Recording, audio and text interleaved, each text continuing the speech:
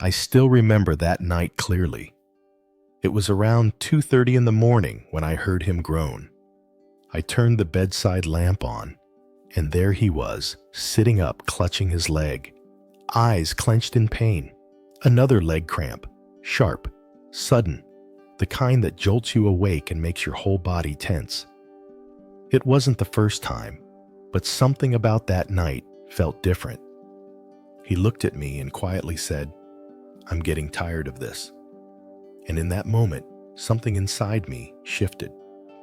I realized this wasn't just about a cramp. It was about our rhythm of living, our ability to move, rest, and feel safe in our own bodies.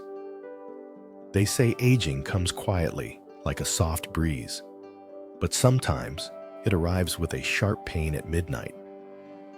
That night, I started searching, not just for remedies, but for understanding. Because I wanted more than sleep, I wanted peace for both of us. And what I found surprised me. Simple foods, forgotten by most, could gently rebuild what time had slowly worn down. Let me take you through that journey, starting with the first sign our body gives us and what it's quietly asking for. Part 1. The first warning sign. Something changed the day I realized I was avoiding the stairs. It wasn't fear exactly, more like hesitation. A quiet doubt in my legs. A whisper from my body that said, "Not today." And I brushed it off like we all do. I told myself it was just fatigue, just age, just one of those days. But then it happened again and again. At night, my calves would tighten without warning, like a sudden knot, sharp and deep, waking me from sleep. I'd rub them, stretch them, pray they'd go away quickly. But even when the pain faded, the unease remained. Muscle cramps, especially in the legs, aren't just annoying, they're messages. And for many seniors, they're one of the first signs the body is missing something crucial. I started reading quietly at first. Articles, studies, stories like mine, and something became clear. Cramps often begin when muscles aren't getting what they need: water, minerals, recovery, a balance that used to come naturally, but now after 60, it requires care. One phrase stuck with me. As we age, the body doesn't forget how to heal. It just needs more time and better tools. And so I started looking for those tools. Not in prescriptions, not in fancy machines, but in the kitchen. Because sometimes nature leaves us clues. And one of the first I found was an egg. It sounds simple, even silly. But this little oval shape, sitting quietly in the fridge, holds a kind of quiet magic I had overlooked. Not just protein, but the kind our bodies actually recognize and use. Not just vitamins, but the ones that slip gently into the bloodstream and do their work without fuss. Eggs were my first step, and maybe they could be yours too. Part 2. A gentle strength, hidden in a shell. I never expected something so ordinary to matter this much. One morning, I cracked open an egg and paused. The golden yolk shimmered soft and perfect. It reminded me of a sunrise, quiet, full of promise. That morning, I made scrambled eggs for both of us. My husband smiled. Not a big grin, just that small, familiar curve in his lips that said, "This feels like home." We didn't talk about cramps, or about how he had quietly started rubbing his legs more often. We just ate together slowly. But here's what I've come to understand. Eggs do more than fill your stomach. They rebuild what time tries to take away. You see, muscles don't just need exercise. They need protein that fits like a puzzle piece. Eggs carry all 9 essential amino acids, the kind our bodies stop making well as we age. Each bite delivers quiet help, repairing tiny tears and tired muscle fibers, restoring strength that slips away without warning, and maybe most surprisingly, calming the nerves. Because cramps aren't just about muscle, they're also about communication. Between nerves, between cells, and when that wiring starts to falter, so do we. Eggs offer choline and vitamin B12 nutrients that soothe those fragile pathways. They protect the myelin sheaths, the insulation for our nerve signals. They keep the messages smooth. No static, no noise, just flow. That flow shows up in strange ways. You stop bumping into furniture. You remember where the keys are.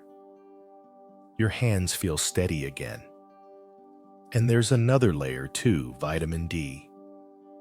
The sunshine vitamin that keeps calcium moving into our bones and our muscles contracting in rhythm.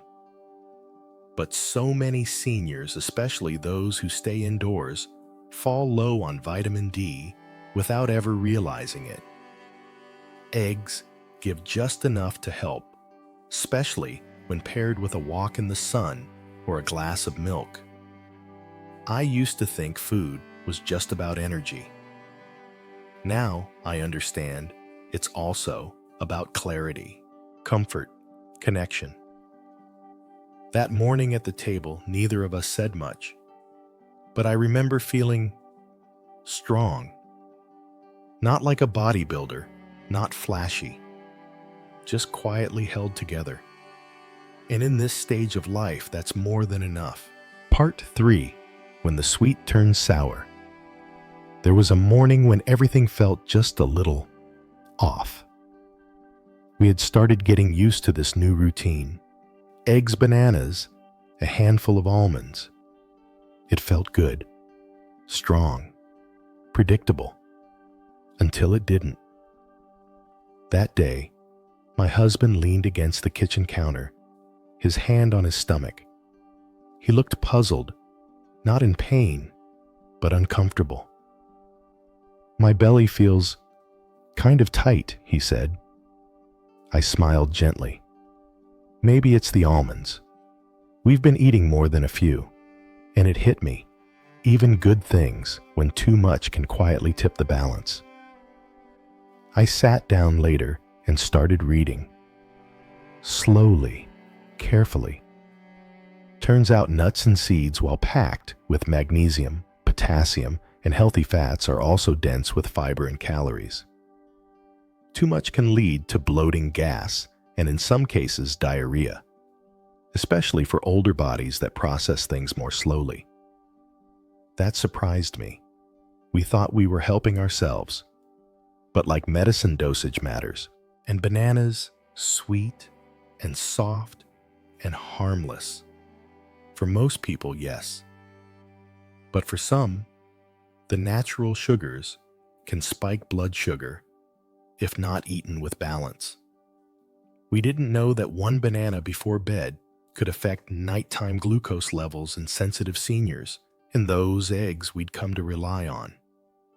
They're little nutrition bombs, but not without concern. For seniors with heart conditions or high cholesterol, the yolk might need to be limited. 6 to 7 eggs a week is safe for most, but not all. No one told us that. We had to learn it through our own slow unraveling. And that's the quiet danger. When something feels natural, we assume it's always safe. But nature doesn't promise safety. It promises complexity. Even the magnesium that helps muscles relax, taken in excess, can cause diarrhea, especially when added as a supplement on top of a magnesium-rich diet. We also hadn't considered interactions. My husband's blood pressure medication, for instance, it already lowered his pressure. Adding potassium-rich foods like bananas or nuts without monitoring might have tipped it too low. That evening, I brewed a light ginger tea and skipped the almonds. We didn't need a perfect plan. We just needed space to listen to our bodies, to each other, to the small changes. Because health isn't built in extremes. It lives in the quiet middle. The half banana, the fewer almonds, the skipped egg on Tuesday because Monday had two. That night, I whispered to him, "Let's just slow down a little." He nodded, and in the silence, I felt something stronger than control. I felt care. Part 4. A walk that changed everything. The sky that morning had a softness to it, pale blue with threads of silver. We didn't plan anything special, just a walk to the park. But it became something I'll never forget. There's this slope on Elm Street. Nothing dramatic, just a gentle rise. Months ago, it had become our quiet enemy. Halfway up, we'd stop, breathe, pretend to check our phones, mostly to hide the fact that our legs had grown weaker than our will. But that day, we reached the top, without realizing it. He looked over, eyes wide. "Wait, we're already here," we laughed. Not a big loud laugh, just a warm, amazed kind of laugh that lingers in your chest. In that moment, I felt tears pressing behind my eyes. Because strength doesn't always come with fanfare. Sometimes it arrives like that, silently, through repetition, through effort you didn't know you were still making. And from there, everything began to shift. Our evening conversations got longer. We had more energy to sit on the porch, less need to reach for the TV remote just to fill silence. Even the sound of the television seemed quieter, because our hearing wasn't fighting so hard anymore. I noticed my skin too. The dry patches on my cheeks were gone. No miracle cream, no magic serum.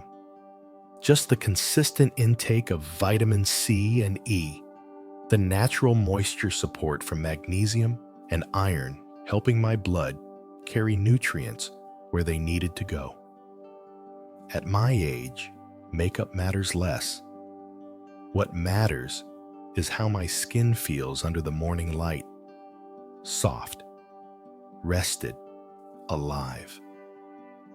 One afternoon, I bumped into Mrs. Robinson, our neighbor mid-70s, with eyes full of sass. She leaned in, almost whispering, "I don't know what you're drinking, but my digestion's never been better since I tried those nuts you mentioned." We laughed, but I saw it in her face, relief, joy, maybe even pride. These weren't just snacks anymore. They were small acts of self-respect. And they were spreading. Mr. Lee, from across the street, shared that he'd started adding a boiled egg to his breakfast. Said it made him feel less foggy in the mornings. Then came the smiles from the woman at the market when I told her to try banana slices before bed. It was like witnessing a quiet revolution. But perhaps the most tender moment came one night long after the dishes were done and the house had gone still. My husband turned to me and said something I'll never forget. "I had a dream last night, the kind I used to have when I was younger." For years, his nights had been broken. Sleep came in fragments, his mind restless. But now, he dreamed. We didn't need research to tell us why. We could feel it. The better magnesium levels, the improved circulation, the steadier blood sugar. But most of all, we felt something waking up inside us. And I realized this wasn't just about preventing cramps or eating the right food. It was about claiming back presence. The long walks, the soft skin, the deep sleep, the laughter that comes after years of just surviving. That morning, I poured us each a glass of water and placed a single boiled egg on the plate. He looked at me, smiled, and said, This feels like living. And I smiled back, because it was. Part 5. The Quiet Promise. We made some mornings stay with you forever. It was cold that day, the air crisp like a page before the first word. I was in the kitchen making tea when I saw him. Sitting by the window, hands wrapped around his warm cup. I'm glad we started, he said softly. And I knew exactly what he meant. It wasn't just the beet juice, or the bananas, or the handful of almonds before bed. It was everything they represented. A small commitment, a quiet promise. Not to be perfect, but to try. You see, there was a time I didn't listen to my body. I brushed off the tiredness, the numb fingers, the cramps in my legs. I thought, this is what aging feels like. Just get through it. But the day he collapsed at the grocery store, everything changed. He didn't lose consciousness, but he lost something. His confidence. And I lost a piece of peace that I thought would never return. That night, after the hospital, I stood in the dark kitchen. The hum of the refrigerator was the only sound. And I whispered something, not to God, not to fate, maybe just to myself. No more ignoring. From that moment, we changed not drastically, but gently. I started reading the labels, preparing meals with more intention, asking questions at checkups I used to rush through. But more than that, I slowed down. We slowed down. Longer breakfasts, shorter to-do lists, saying no to things that didn't nourish us. And each day, a little more softness returned to our lives. He said he started dreaming again, and I started waking up with less fear. Because when you nourish your body, your soul takes notice. I used to think self-care was something for young people, but now I see it's exactly what we need as we age. Not vanity, but vitality. Not perfection, but presence. And so we made a promise to treat our mornings like rituals, to eat with care, to rest when tired, to walk when able, and to always listen, really listen to what our bodies are saying. Because healing doesn't have to be dramatic. Sometimes it looks like an egg on toast, a banana at bedtime, a red glass of juice reflecting the sunlight on the table, a soft voice that says, "Today, again, we begin." And now, if you're hearing this, I want you to know, you don't need a perfect plan. You just need one step. Maybe it's a handful of nuts. Maybe it's a walk around the block. Maybe it's turning off the TV 5 minutes earlier to stretch. Whatever it is, start there. Your body remembers, and it's never too late to begin again. Sometimes, I look at the small glass of red juice on our breakfast table. It doesn't sparkle. It doesn't promise miracles. But it sits there quiet, gentle, waiting to be received. And somehow, that's enough. It reminds me that healing isn't a destination. It's a rhythm, a slow unfolding, like a flower that doesn't bloom on command, but still opens each day to the morning light. Our bodies are like that too. They don't need to be forced. They need to be noticed, nourished, loved.